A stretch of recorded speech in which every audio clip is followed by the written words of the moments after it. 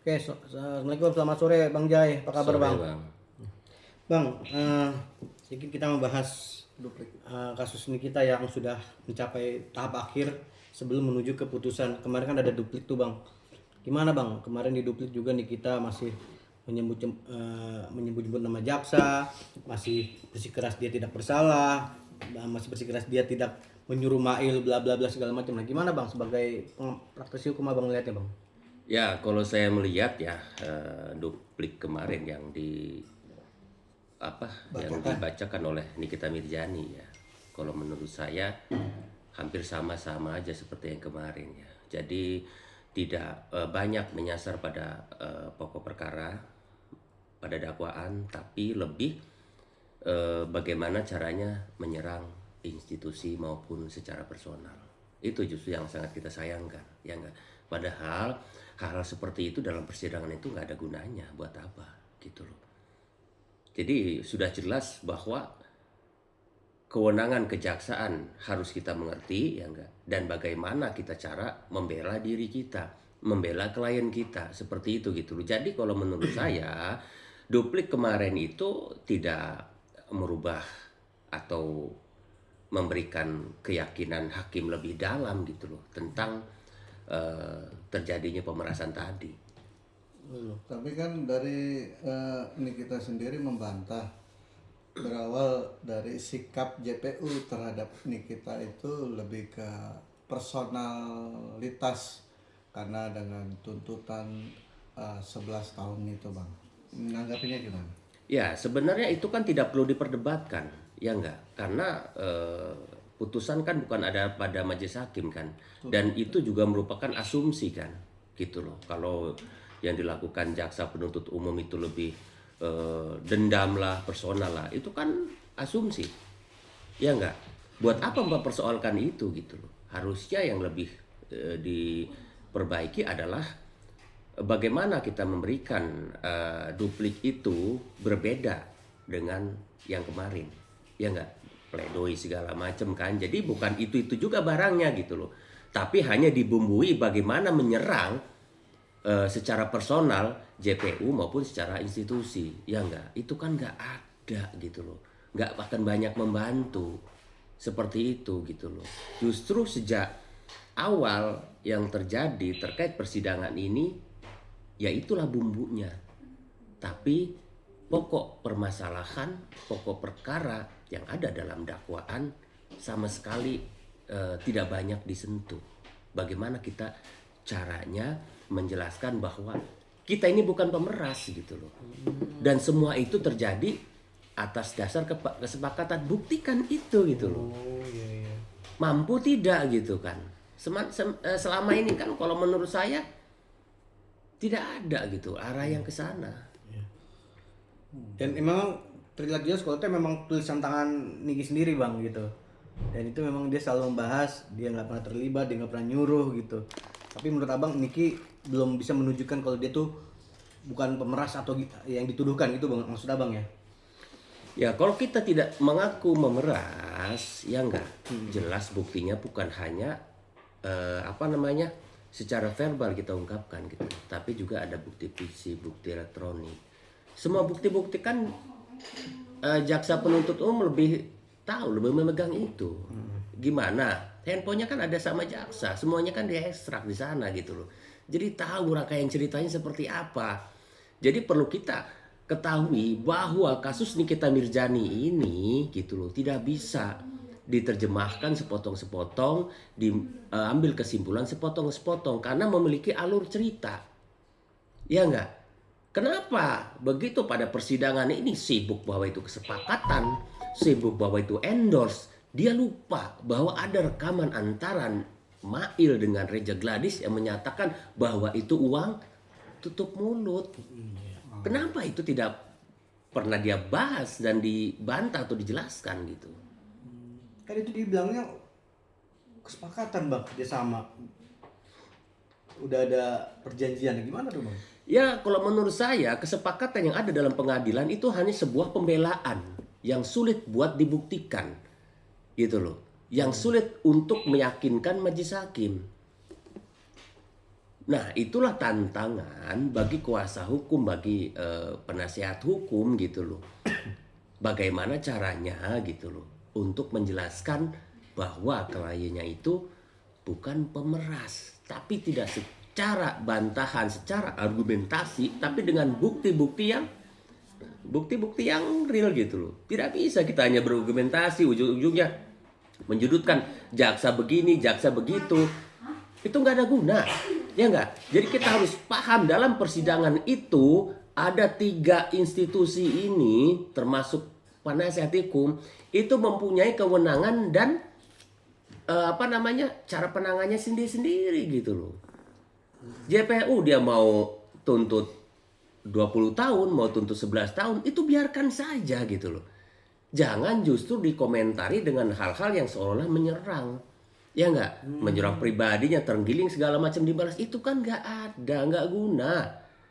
Ya nggak?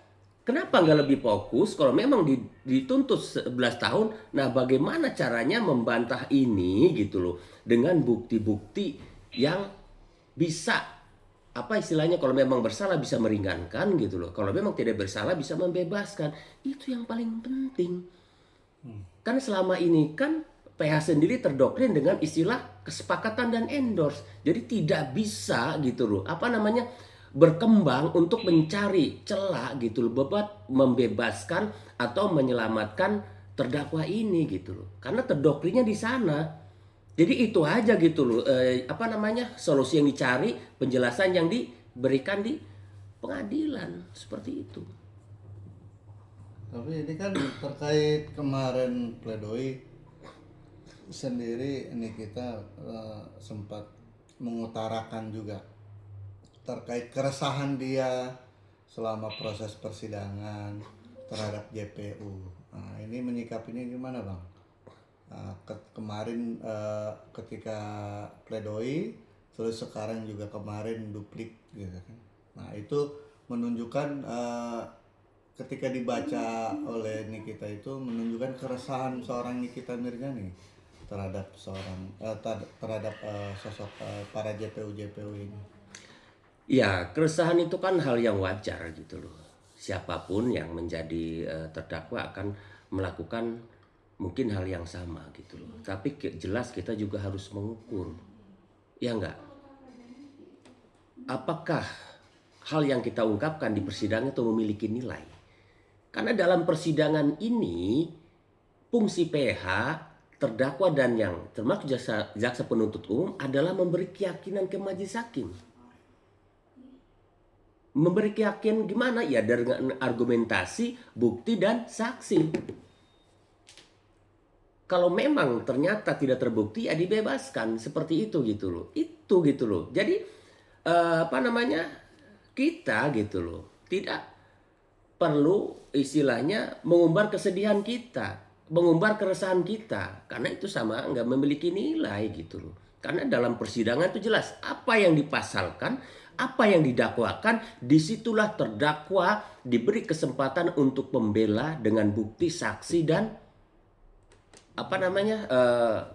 hal-hal yang meringankan dia. Selama ini apakah itu dilakukan gitu loh oleh terdakwa dan PH?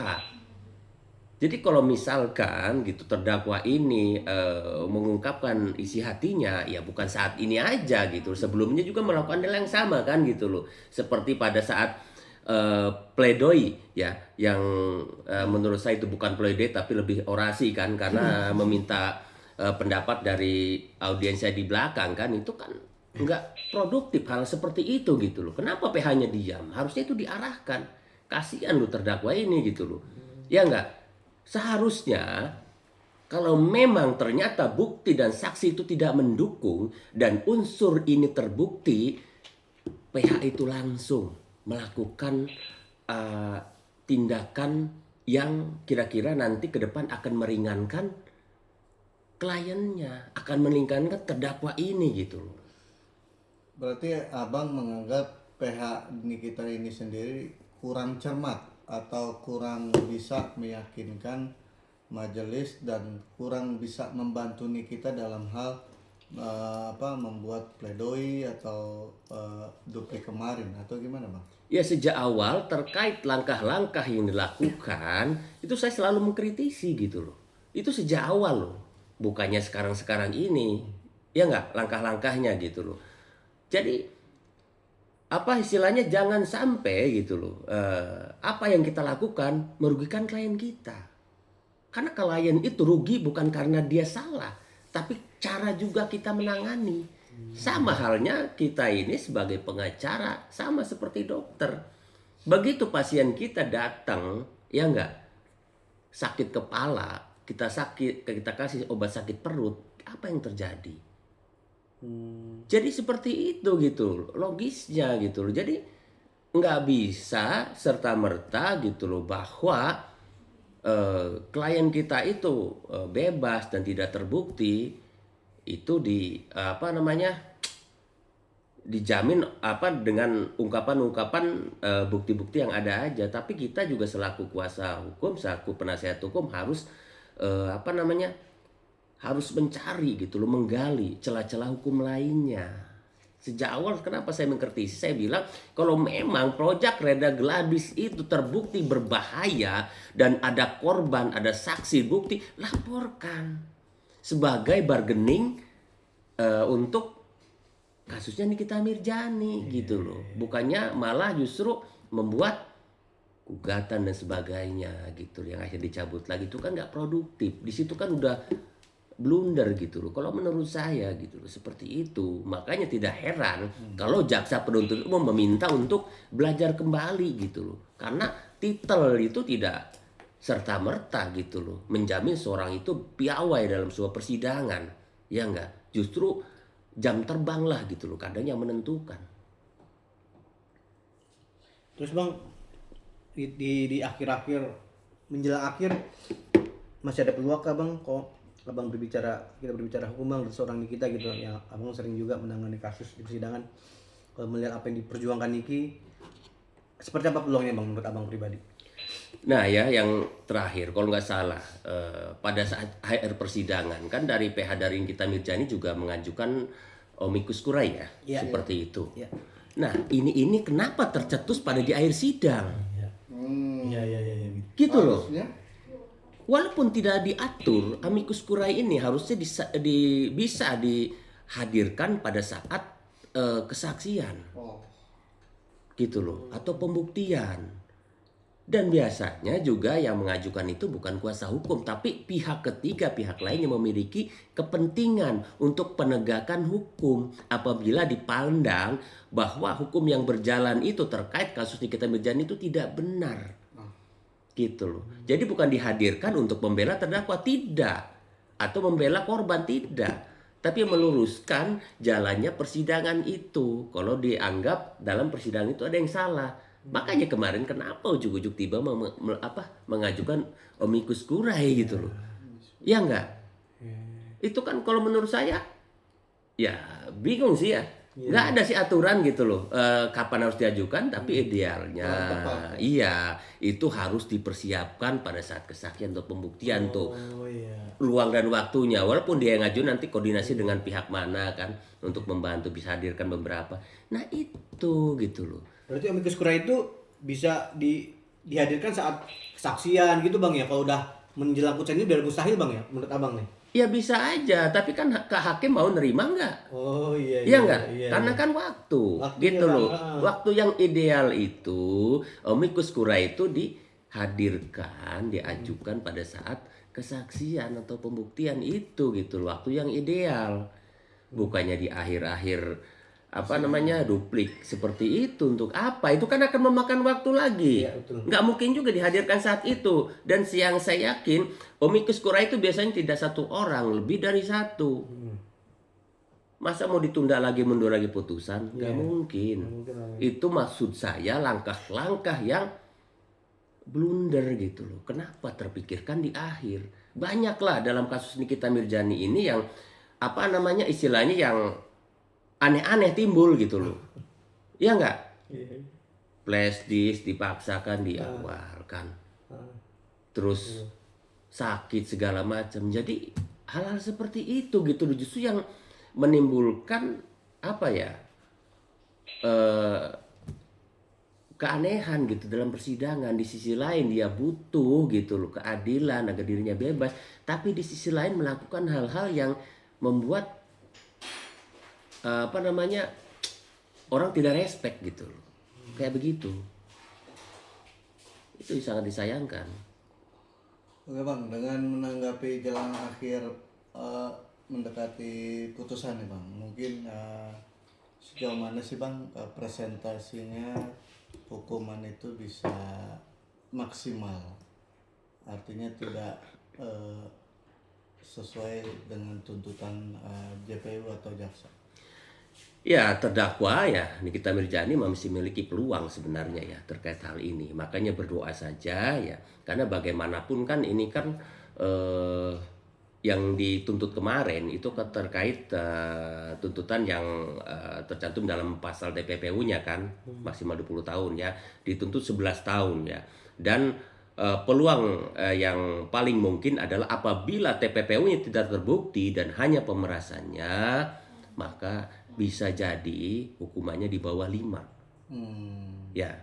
Namun bila memang terbukti TPPU-nya, ya enggak, bisa jadi sekitar 6 sampai 7, itu perkiraan ya. Nah, dan kalau lebih dari itu saya nggak mengerti gitu pertimbangannya apa. Tapi dimungkinkan juga gitu loh, kalau memang majelis hakim mau menuntut sampai 15 tahun ya gak ada masalah, karena maksimal kan 20 tahun tuntutannya, ya enggak, tapi dengan pertimbangan yang logis gitu loh, seperti itu. Oke, Terima kasih. Bang. Oke.